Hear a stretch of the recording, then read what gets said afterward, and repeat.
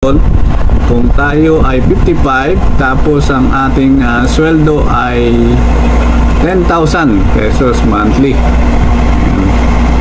10,000 monthly. 10,000 monthly. Tapos ang 55, sabihin na natin yung ngayon, minimum sweldo ngayon 15,000 monthly, and then ang ating edad ay 55. Tapos ang gusto natin pension ay 10,000 pesos monthly. So ngayon ika-calculate natin yan kung magkano.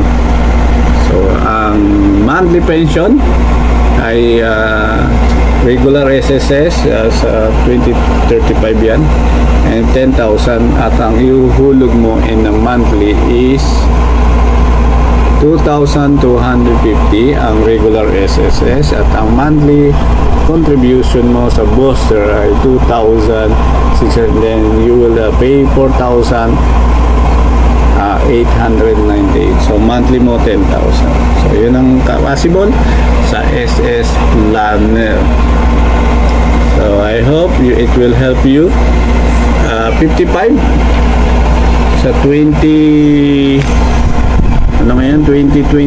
ngayon, plus 10 years, ito po ay 65 pag ikaw ay sa 2035.